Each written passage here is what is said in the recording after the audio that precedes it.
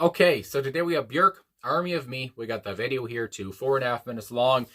I last reacted to Björk almost a year ago now, and it's just always a treat to come back to her. She's one of the most original voices I've ever heard, and I just love how she keeps changing with the times. So anyway, let's get into the song. Talk about it after, and let's go. My goodness.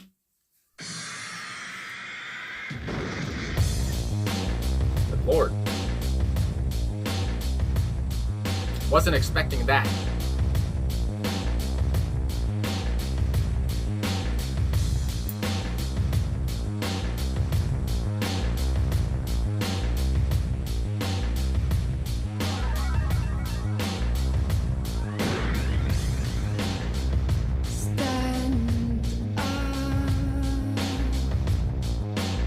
You got to manage. I won't sympathize Uh-oh. anymore. And if you complain once more, you meet down on your feet. And if you complain once more, you meet down on your feet. You're alright. Teeth. There's nothing wrong. Self-sufficiency, please, and jack to work. And if you complain once more, you meet down on your feet. And if you complain once more, you meet down on your feet, on your feet.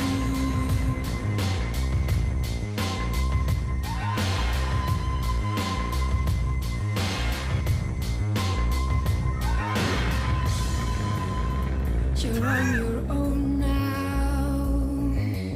What a video. We won't save you. Your rescue squad is too exhausted. And if you complain once more, you meet down on your feet. And if you complain once more, you meet down on your feet. And if you complain once more, you meet down on your feet. And if you complain once more, you meet down on your feet, on your feet.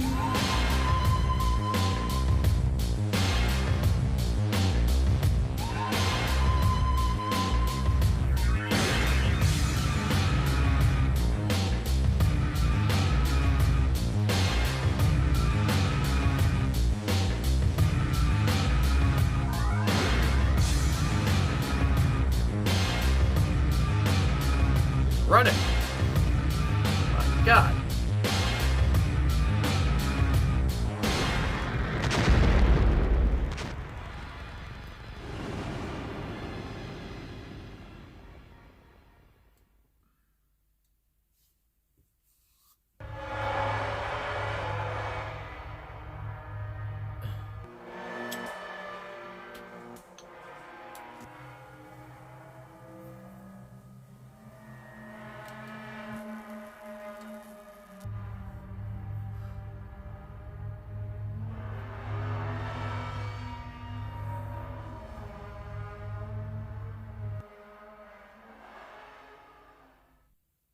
There you go. Holy moly. Björk, Army of Me. I don't know what to say. I got a lot to say, actually. I'm a holy moly. Um, It's always an adventure watching a Björk video. Obviously, we're telling a story here. I guess I'll start with the video. Her driving the big monster truck, the transport truck, whatever you want to call it, that I guess runs by diamonds. And the motor is teeth. I mean, I don't, I don't know what to say. It's rotten teeth, and she puts the diamond in, and then it's clean teeth, and then we're back in business, with the truck there, and of course she went to see the dentist gorilla. Again, just so weird and different, but I love it. Anyway, it's a fun video, captivating as hell. And then by the end of it, she was saving that guy who seemed to be on display at the museum, and then she, I guess, bombs it, and he's the only one who remains, and then she goes in and saves him. Which I guess it kind of makes sense with what the song seems to be about. When you just obviously hear it. However, obviously the song is about, I guess, getting up after being knocked down, whatever. Perseverance obviously comes to mind, those kind of things. And I mean, perseverance is a theme that I hear a lot in the songs that react to me. I mean, my God. But here again, it seems like Björk, she just has no time for this person anymore. Almost, she's tired of sympathizing for this person, and it seems like it's up to them at this point to help themselves. But by the end of it, in the video, again, she goes back and saves that person. So it's like, is that she's still gonna go and help them anyway? If we're connecting the video with the song's meaning anyway. But also the song's meaning. I did read that this is basically directed to her brother, who was, I guess, going through some kind of a time, who needed some confidence, a confidence boost anyway, and needed help anyway, and the only person that could help him was himself. It seems like she was, again, resigned to helping them. It seemed like no matter what, nothing helped, and it's only up to the person at the end of it to help themselves. But anyway, so, I saw that. And again, just kind of making the connections through the video there too, and Björk running. I don't know if I've ever seen her run, but it was just a fun, good video, captivating video. I mean, I can't say it enough. And but with the sound here, like I said when it started, it was so unexpected, because I've listened to a lot of songs from her album debut. I was gonna say her debut album, but she had songs before that as well, albums before that. But from that album anyway, from 1993, and this one being from 95, Post, of course. I do believe this starts off that album too. But anyway, her album debut. From the songs I've heard, they sound delicate, they sound light. It's airy, it's eclectic, all that stuff. She's a bit eccentric, but that's just always Björk. But we go here, and it's just so heavy. It's hard hitting. The drum sample, which now I know from what I've read, is a drum sample from When the Levee Breaks by Led Zeppelin. And when I was listening to it, I can't talk. That's what I was thinking. I was like, why does that sound familiar? And then I read, it's When the Levee Breaks. So, because it did sound like something John Bonham would have done, and yeah, he did do it. But so I like that they used that sample there, and also the Beastie Boys did come to mind, because of course they sampled that on Rhymin' and Stealing. But anyway, so I like how they use that. Again, a bombastic drum beat behind it, an electronic bass. I mean, my God, which was very integral throughout the whole thing, with that drum sample especially. And there's just elements of industrial rock here, and it is 1995. I mean, you had bands like Nine Inch Nails, Marilyn Manson, who were at the forefront back then. And I know Björk, again, she's an ever-changing artist. I don't know if I already mentioned that or not at the start, but either way, she changes with the times. So either way, whether, she knew that was popular at the time, whatever, she wanted to use some of that. It seems like she did, for some industrial rock here. But then also elements of like techno, trip hop as well. And I always say, I gotta listen to more trip hop, but I never do. But I gotta react to more trip hop in my life here. But either way, so yeah, elements of that, industrial rock, trip hop, and techno, and just it had a gritty feel to it. It had a grinding feel to it, and it's just, I don't know, I did not expect that for this song. I was expecting something more like Venus as a Boy. I mean, that's how I reacted to that song, I think, last. And then we go here, and it's just so different. Again, it's just so confrontational. And lyrics, too, are kind of threatening. And again, I don't want to get on Björk's bad side. I mean, I know she's not like, I believe she's not that, I don't know how tall she is, whatever the hell, but I don't want to get on her bad side. And yeah, she just seems so confrontational, like I said, and the song is just so punchy, and it's just so in your face, and I don't know, it was unexpected, and I like that a lot. So anyway, and again, the video went along great with it, and it gives that industrial feel, and you're just kind of left in awe. I mean, I gotta say anyway. And but again, her voice, like when she would say, once more. But she had a grit, she had a rasp to it, especially, she had a rasp to her voice throughout the whole thing pretty much. But I don't know, when she would say a word like once or something like that, where she would kind of go to a higher register for a second, I mean, that just hits me. I love her voice so much. And again, it's such a different voice that she has, and I know some people don't like her voice, whatever the hell, but I love it, and I just love how her style, and I just love how kind of out there it is, and how kind of eccentric she is, or whatever. But yeah, and I know she could sing in gibberish or whatever, or she could sing actual words, whatever it is, and it just still sounds heavenly to me. And this is another case of that, where she has some grit, but at the same point there is some grace, and but at the same time the whole song is pretty freaking dark, and kind of there's a feel of doom to it as well, and I don't know, it's ferocious as hell, and yeah, it just kind of keeps you on your toes, and I don't know. At the end of the day, though, it was fun. It was, again, fun, just especially with that video. And an army of me, I mean, she's not lying. She, stand up for yourself, all this stuff, whatever. I'm not going to sympathize for you. At the end of the day, if you don't do this, you're going to face an army of me. Again, it's very confrontational, and I like that a lot. It's something I don't hear a lot out of Björk. And I do believe, from what I've read, too, that she called this her most aggressive song. It's just, and I like it. I love her aggressive side here. So, anyway, I'm going to get into these lyrics now, and here we go. So let's talk about the first verse. My nose is so itchy, I don't know what the hell's going on, but stand up, you've got to manage. I won't sympathize anymore. I mean, pretty straightforward off the get-go.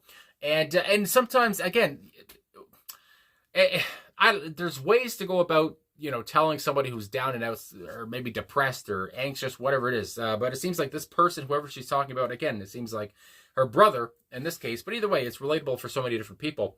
But they've tried everything. She's tried everything. She's tried to be nice, but at this point, she's just fed up, and she's just saying, all right, stand up for yourself. You got to manage. The only person that's going to help you at this point is yourself. So, I won't sympathize anymore. And it might be hard to hear those words, but it seems like it's needed. Then we go into the chorus, and if you complain once more, I just love her delivery on that. Good God, you'll meet an army of me. And again, that sounds pretty threatening. That sounds frightening as well. And I would not want to meet an army of Björk. And if you complain once more, you'll meet an army of me. A lot of repetition throughout the song, I do got to say, but again, I just, like I always kind of say, it works here. Just it's so catchy. It's an earworm. It's great. It's gravy. It's fantastic.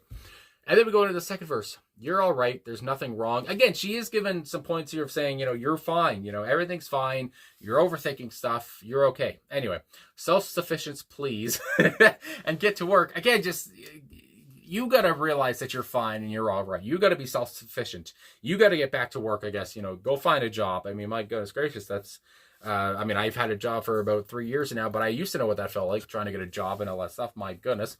It's hard, especially when you're depressed.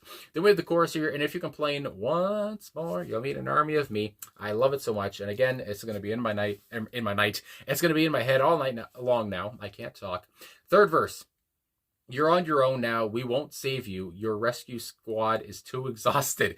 And just going off the top of my big fat head, I mean, thinking about how, again, she's done playing the game. She's done trying to help because they're not taking her help. I mean, she's fed up, like I've talked about. And, you're on your own now. You're the only one who can help yourself.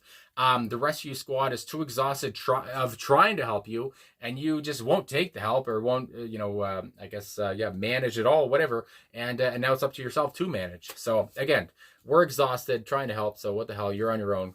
Go fuck yourself almost. And then we have the chorus, and if you complain once more, you'll meet an army of me, and that's repeated on. And again, but in the video, she goes back and saves that guy. So I just keep thinking, at the end of the day, she does help them. And maybe they will get their stuff together there. But there is a quote, actually, and that I did see on Wikipedia, but I didn't read all of it. And sometimes I just like to read quotes because of what the hell. And I just love Björk's quotes because, again, she is Icelandic, and maybe sometimes it gets lost in translation, whatever it is. But I just like this a lot. I'm a polar bear, and I'm with 500 polar bears just tramping over a city. The lyric is about people who feel sorry for themselves all the time and don't get their shit together. Again, you look at Björk, and I just don't imagine her saying stuff like this. Again, I don't know a lot about her. I just know her from her music. So hearing her talk like this, it's just people who feel sorry for themselves all the time. They never get their shit together. And at the end of the day, it's like, at what point do you lose empathy for those people? I get it, or sympathy for those people. Anyway, you come to a point with people like that where you've done everything you could do for them, and the only thing that's going to sort them out is themselves. So there you go. It's time to get things done. I identify with polar bears. They're very cuddly and cute and quite calm, but if they meet you, they can be very strong. So there it says, Björk talking to John Savage about the song. So I just, I don't know where the polar bears thing came from, but I guess she likes them anyway. But that's a fun little part of the quote there. But yeah, again, she's saying everything we already pretty much understand. And at the end of the day, there's only so much you can do for a person who doesn't want the help.